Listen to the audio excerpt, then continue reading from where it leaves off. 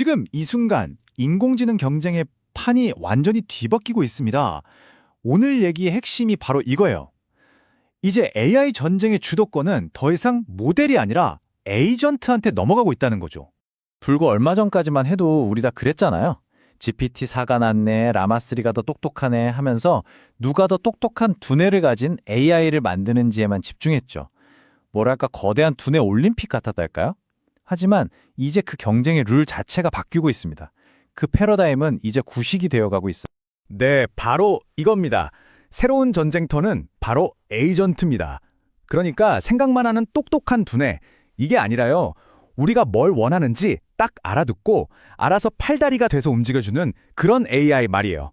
바로 이 에이전트를 지배하는 자가 미래 AI 시장의 승자가 될 겁니다. 오늘 이야기의 핵심이죠. 자, 그럼 이 거대한 변화 어디서부터 시작됐을까요?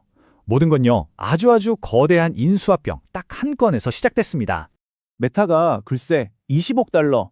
와, 우리 돈으로 거의 2조 7천억 원이거든요. 이 어마어마한 돈을 쏟아부어서 마노스라는 에이전트 AI 스타트업을 샀습니다. 정말 엄청난 액수죠?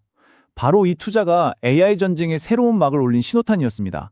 아니, 대체 이 마노스라는 회사가 뭐길래 메타가 이렇게까지 돈을 쏟아부은 걸까요? 그 비밀의 열쇠는요, 바로 에이전트 AI라는 개념에 숨어 있습니다. 자, 에이전트 AI. 이게 뭐냐면요. 우리가 맨날 쓰는 그런 챗봇이랑은 완전히 차원이 다른 개념이에요.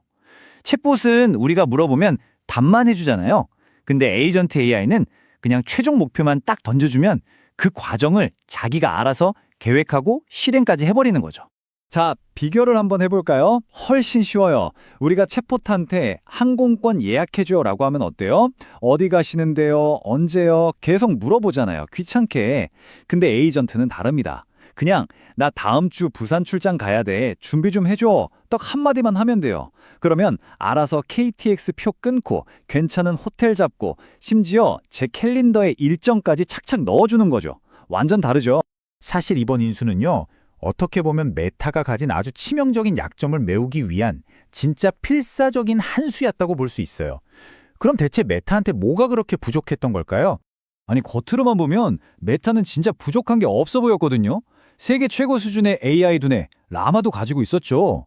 페이스북, 인스타그램, 왓츠앱, 전 세계 수십억 명이 쓰는 플랫폼도 있잖아요. 다 가진 것처럼 보였죠. 이렇게 똑똑한 두뇌, 이렇게 거대한 플랫폼, 정말 다 가진 것 같잖아요? 근데 메타한테 결정적으로 빠져있던 그 마지막 퍼즐 한 조각, 그게 뭘까요? 정답은 바로 실행력이었습니다. 메타의 AI는 정말 똑똑하긴 했는데 그 똑똑함을 현실 세계에서 행동으로 옮겨줄 손과 발이 없었던 거예요. 말 그대로 실행 엔진이 없었던 거죠. 그리고 바로 이 마누스 인수가 텅 비어있던 그 자리를 완벽하게 채워줄 열쇠였던 겁니다. 자, 마누스라는 이 강력한 실행 엔진을 손에 넣은 메타, 이제는 훨씬 더 큰 그림을 그리고 있습니다. 그들이 꿈꾸는 미래는 뭐냐? 바로 우리 모두를 위한 슈퍼 어시스턴트를 만드는 겁니다. 메타의 계획, 크게 보면 한 3단계 정도로 볼 수 있어요. 첫째, 기존 플랫폼의 마누스 기술을 이식하는 거죠. 일종의 두뇌 이식 수술이라고 할까요? 이걸로 실행 능력을 딱 장착하고요. 둘째, 왓츠앱을 그냥 메신저가 아니라 결제, 예약, 뭐든 다 되는 슈퍼 앱으로 진화시키는 겁니다. 그리고 최종 목표는 우리 한 사람 한 사람을 위한 완벽한 개인 비서를 만들어내는 거죠. 친구 같으면서도 비서 같은 존재요. 이 변화를 진짜 기가 막히게 설명하는 비유가 하나 있어요. 뭐냐면 지금까지의 AI가 우리가 일일이 물어봐야만 정보를 찾아주는 도서관 사서 같았다면요. 앞으로의 AI는 우리가 굳이 시키지 않아도 알아서 척척 일을 처리해주는 아주 유능한 개인 집사가 되는 겁니다. 와, 이건 진짜 경험의 차원이 다른 거겠죠? 메타의 이번 한 수는요, 단순히 자기네들 약점을 보완하는 수준을 넘어서요, 지금 오픈 AI나 구글 같은 쟁쟁한 경쟁자들이 버티고 있는 이 AI 경쟁의 판 자체를 그냥 송두리째 흔들어 버리고 있습니다. 지금 경쟁 구도를 보면 메타의 전략이 더 확실하게 보여요. 자, 보세요. 오픈 AI가 에이전트라는 개념을 세상에 먼저 알렸잖아요? 근데 메타는 마누스를 인수하면서 그 실행력을 아예 통째로 흡수해버린 거예요. 또 구글은 업무용 툴을 꽉 잡고 있다는 강점이 있는데 메타는 우린 왓츠앱이랑 인스타그램 있거든 하면서 이 거대한 앱 생태계로 맞불을 놓는 거죠. 마지막으로 애플. 애플은 기기 자체에서 돌아가는 온디바이스 AI를 밀고 있는데 메타는 강력한 클라우드 기반 에이전트로 이걸 압도하겠다라는 계산인 겁니다.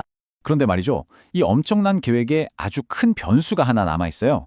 바로 미국 정부의 승인 문제입니다.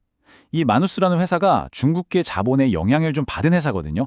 그래서 자칫 잘못하면 제2의 틱톡 사태처럼 이거 국가 안보에 문제 있는 거 아냐? 하면서 이 모든 계획이 한순간에 물거품이 될 가능성도 있다는 거죠. 이건 정말 큰 변수예요. 자, 그럼 이런 빅테크 기업들의 전쟁. 이게 결국 우리한테는, 우리 개개인에게는 어떤 의미가 있을까요? 핵심은 아주 간단합니다. 우리가 매일 쓰는 스마트폰 앱이 이제 근본적으로 달라진다는 뜻이에요. 메타가 꾸는 최종적인 꿈은요, 단순히 광고로 돈 버는 회사가 아니에요. 그들은 AI들이 스스로 일하고 돈도 벌고 학습도 하는 거대한 생태계, 말하자면 하나의 AI 국가를 만들려는 야망을 품고 있는 겁니다. 그리고 바로 이 문장이 그들의 최종 목표가 뭔지 모든 걸 말해줍니다.